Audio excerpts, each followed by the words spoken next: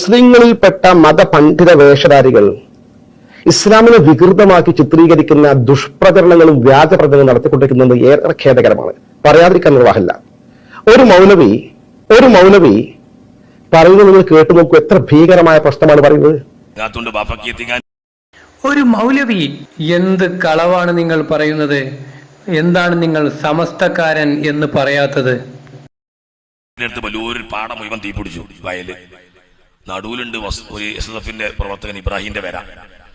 അവിടെ ഞാൻ വാതിനായപ്പോ നമ്മളെ 10-80ഓളം കോപ്പി എല്ലാവരും വാങ്ങിയിരുന്നു. ഈ ഇബ്രാഹിമിന്റെ വീട് വയലിലാ.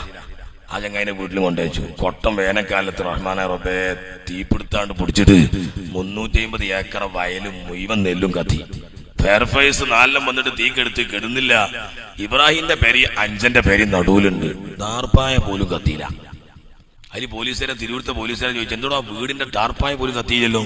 അപ്പൊ ഓൻ പറഞ്ഞു, ഇവിടെ മുനീർ ബാക്കിസ്ഥാൻ വേദന വന്നപ്പോ ഒരു വെയ്ത്ത് തന്നീനു, ഇത് വെച്ചാ കത്തൂല എന്ന് പറഞ്ഞീനു. ഏത് വെയ്ത്ത് ചോദിച്ചു പോലീസുകാരോ. അപ്പൊ കാട്ടിക്കൊടുത്തു. സമസ്തക്കാരുടെ തള്ളുകൾ ഗൗരവമേറിയ തള്ളുകളായാൽ അവർ നിങ്ങൾക്ക് മൗലവിമാരായി മാറും. എവിടെ നിന്നാണ് നിങ്ങൾ മതം പഠിച്ചത്? എവിടെ നിന്നാണ് നിങ്ങൾ കളവ് പറയാൻ പഠിച്ചത്? എന്താണ് മുസ്ലിയാരെ ഇത്രയും നാണവും മാനവുമില്ലാത്ത ഒരു പ്രസ്ഥാനമായി പോയല്ലോ നിങ്ങളുടെ കുബൂരിസം.